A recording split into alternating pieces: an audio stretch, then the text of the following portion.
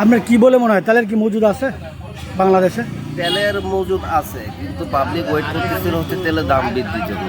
কারণ বিভিন্ন জায়গায় যেভাবে করে তেলের অবৈধ মজুদগুলো ধরতেছে, তাতে এটা বোঝা যায় যে আসলে তেলের সংকট নাই। আর তেল তো বাংলাদেশ থেকে ইম্পোর্ট করে না, এটা হচ্ছে বাই প্রোডাক্ট তৈরি হয়, তৈরি তো আর বন্ধ করতেছে না। যারা এটা উৎপাদন করে তারা ঠিক মতো উৎপাদন করতেছে। ঝামেলা হয়ে গেছে যে সবাই ভাবতেছে তেলের দাম বাড়বে, রিজার্ভ করছে, তেল আটকে রাখতেছে। ইনফ্যাক্ট অনেক জায়গায় ভিডিও তো দেখছি আমি, তেলের লরিগুলো তেল নিয়ে আসে, বাস পথে তারা ড্রাম করে তেলগুলো বের করে দিতেছে। তেলের মজুদ নিয়ে সমস্যা নেই, জাস্ট এটা হয়রানি আর কিছু না। এই হয়রানি কবে নাগাদ কাটবে বলে আপনার মনে হয়?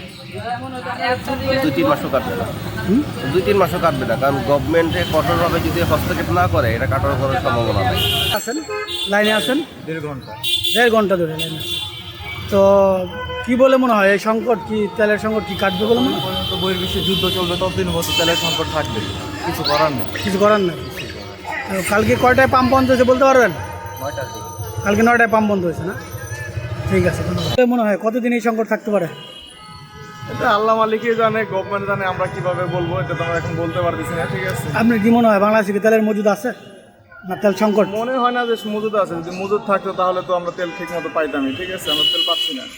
কয়টা নাগাদ এখানে লাইনে দাঁড়াইছেন? আমি লাইনে আসছি এদেশে 9টা 20-এ, সকাল 9টা 20। সকাল 9টা 20। কয়টা নাগাদ পাইতে পারেন?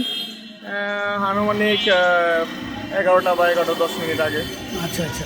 কালকে কালকেও আসছিলাম, গতকালকে মনে করেন আসছিলাম 7টা 50 তো এখানে আপনার 8টা 45 বন্ধ করে দিচ্ছে, তেল পাই নাই। কেন বন্ধ করে দিল কেন? কী কারণে বন্ধ হয়েছে সেটা তো আমরা বলতে পারি না। তারা মাইকিং করে বললো 8টা 45 পর্যন্ত তেল দেওয়া হবে, পরে তেল দেওয়া হবে না। তো আমরা এখানে অনেক গাড়ি ছিল, মোটামুটি 70-80টা গাড়ি ছিল, এরা তেল পায় না। আমিও মনে করেন এখানে 9টা বন্ধ ছিলাম, কিন্তু তেল পাই নাই। আমরা সামনে আরও 30-40 জন মোটরসাইকেল তেল পাই। আপনার এই বিষয়ে সরকারকে কি বলবেন? সরকারকে এখন আমি আর কি বলবো, সরকারে তো আমি বললে কাজ হবো না। আপনি তো বাংলাদেশের একজন নাগরিক না? সরকারে বলবো এটা যেভাবে হোক, এটা সমস্যাটা সমাধান করার জন্য কীভাবে সমাধান করতে পারবে সেটা সরকারই বলতে ভালো বোঝে। ঠিক আছে, ধন্যবাদ।